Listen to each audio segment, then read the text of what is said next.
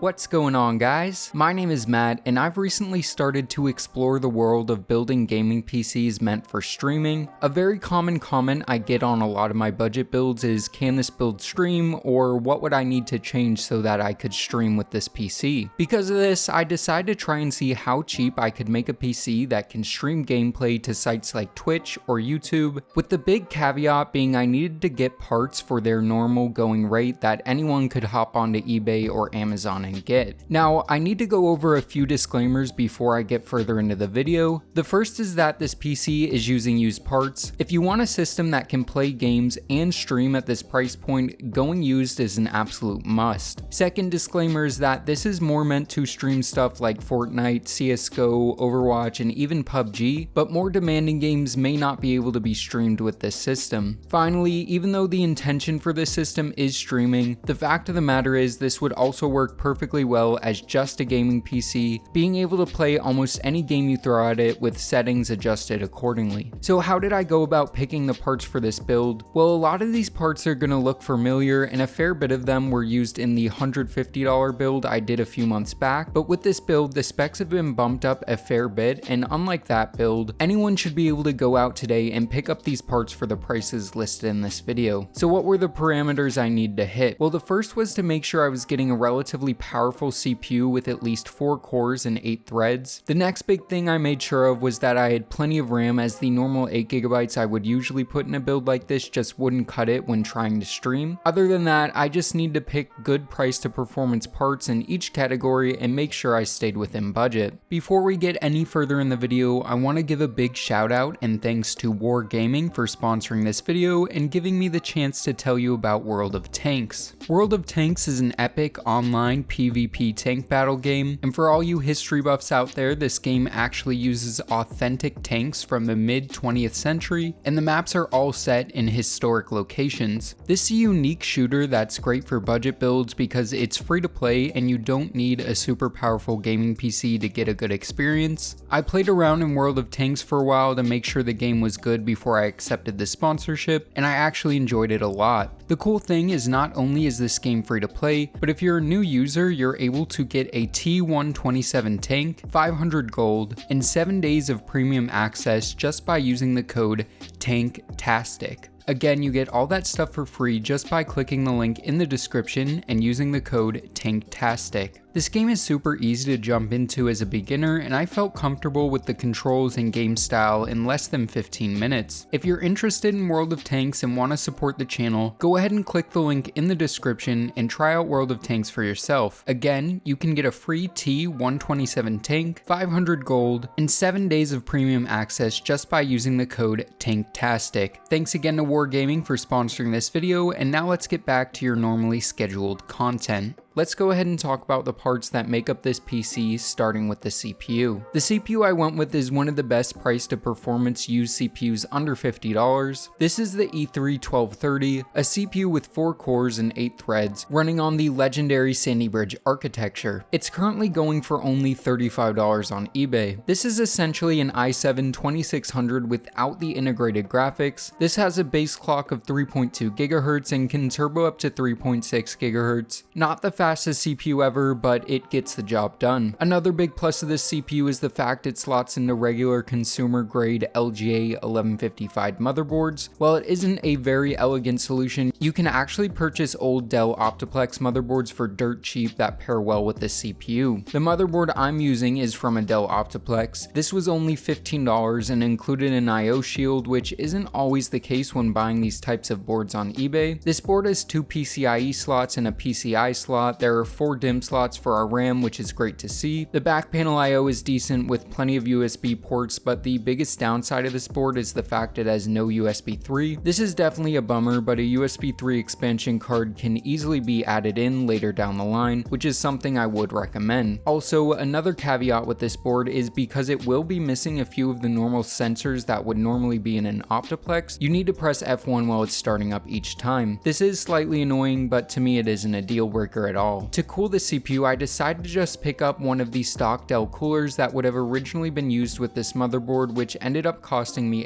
$8. This cooler is just a big hunk of aluminum, but because our CPU is relatively low powered, it gets the job done very well. And before you complain about the CPU cooler being tilted, the fact of the matter is that's how it's designed to be mounted. The fan on this stays relatively quiet, and it doesn't seem to ramp up to very high speeds all that often. Moving on to RAM, I knew I needed to get as much RAM as my budget could afford. I ended up getting 4GB sticks of DDR3 memory for $28. This was a good deal, but for the purpose of this video, I'm gonna have it take up $40 of the budget because that's a lot closer to the going rate for 16GB of DDR3 RAM on eBay. These 4 sticks are 4GB Micron DDR3 modules that run at 1333 MHz. Not very fast, but it allows these sticks to run in dual channel operation, which is pretty important and can help performance a lot in some applications. While I might have been able to get away with 8GB of RAM, I felt that if you're wanting to stream, then 16GB is a pretty good amount for that. Moving on to the graphics card, I picked something that probably won't surprise many of you. What I went with is an AMD RX 470. You can easily get these for $75, but make sure you're getting a non-mining edition card that has all the normal ports. If it only has a DVI port on it, don't get it. While the RX 470 is getting a little old at this point, it's still a great 1080p card that's perfect for stuff like Fortnite, Overwatch, and Rainbow Six Siege. This version I have is the MSI Armor Edition, which is one of the more basic cooler designs, but it definitely gets the job done. Also, because this card has 4GB of video memory, it means it'll handle newer titles much better than some of the older cards with 2 or 3GB of video memory. In terms of storage, I went very basic, and SSD was out of the question, so a mechanical hard drive was a must. I ended up getting a new 500GB 7200 RPM drive for only $17. This isn't the fastest drive, but for our purposes it works well and doesn't break the bank. 500GB is plenty for your OS, applications, and some of your favorite games, and even though this PC is starting with a 500GB hard drive, there's nothing stopping you from adding extra storage in the future in the form of an SSD or another hard drive. To power this system, I needed something cheap. With that being said, I didn't want to cheap out too much because the power supply is a very vital component, and a cheap power supply failure can sometimes end up taking other parts with it. Because of this, I decided to get a Thermaltake Smart 430W power supply, which is currently going for $35 on Amazon. This unit's a great sweet spot for price to performance, low budget power supplies. 430 watts is more than enough, and I've used a few of these in the past with good results thus far. This unit does have ketchup and mustard cables, but our case doesn't have a window, so it really doesn't matter what color they are. Speaking of the case, I went with the DIY PC MA08. I got this on sale for only $22 out the door, and honestly it's one of the best sub $30 cases I've ever worked in. Where it lacks in a side panel window, it makes up for in many other areas. It has 2 included fans with the option for 3-pin or Molex on each, which is perfect because I only had 1 extra header on the motherboard, so one I used an adapter and one I used Molex. The front of the case has a mesh intake, which is awesome to see, and overall the aesthetic is pretty good in my opinion, and subjectively it looks a lot better than some of the $20 Rosewell cases myself and other have used in the past. This case also has a removable support bracket that makes it easier to work in, and overall this case is incredible for the money. Just like most budget PC cases, this isn't the easiest to work in because of its size, but it's in no way the hardest case I've ever had to build in. In terms of building the PC, everything is normal except for a few things. Both of these fans can be plugged into Molex, which will run them at full speed all the time, but if you want them to be run off your motherboard, you need to get a fan adapter like this one. Second thing is the front panel connectors.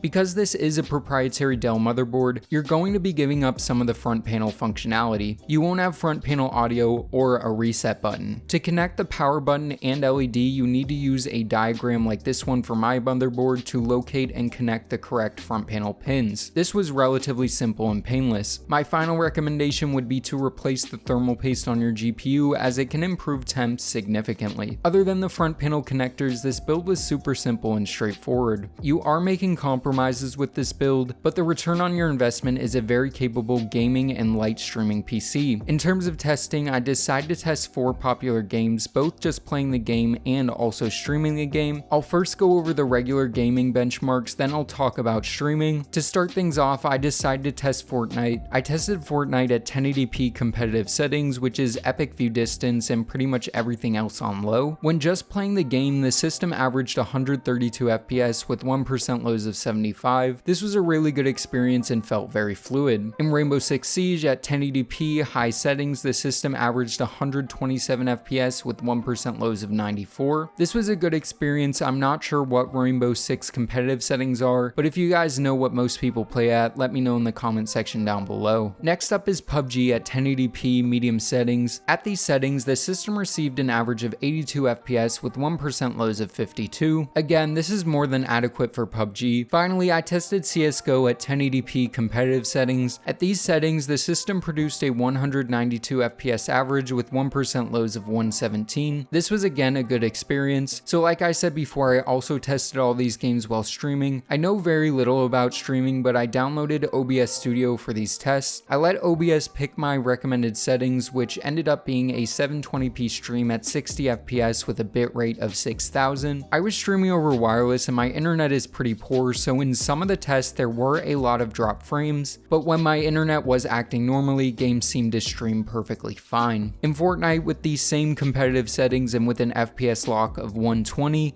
the system seemed to handle streaming it just fine. Frame rates definitely took a hit, but I never saw the FPS drop below the 85 FPS mark. In PUBG at 1080p low with an FPS cap of 60 FPS, streaming went fine and I never saw the FPS drop below 50. This wasn't ideal as a locked 60 FPS would have been great, but for a system this cheap, streaming PUBG I think it did just fine. In CSGO at the same settings as before, I did see a slight FPS drop while streaming, but overall it worked fine. And finally, Rainbow Six at 1080p medium settings with a 60 FPS lock seemed to work fine also, with some infrequent dips into the low 50s. Overall, I'm pretty impressed with the system's performance in not only gaming, but also streaming. Like I said in the beginning of the video, you should be able to throw something very similar to this together for the same price, and maybe even cheaper if you hunt for deals. I'm very satisfied with how this project turned out and hope you guys are too. Let me know your thoughts and suggestions in the comment section down below. So yeah guys, I think this wraps this video up. Thanks again to War Gaming for sponsoring this video. If you want to try out a very fun game and support the channel, then make sure to click the link in the description and use the code TANKTASTIC to get a bunch of free in-game loot for World of Tanks.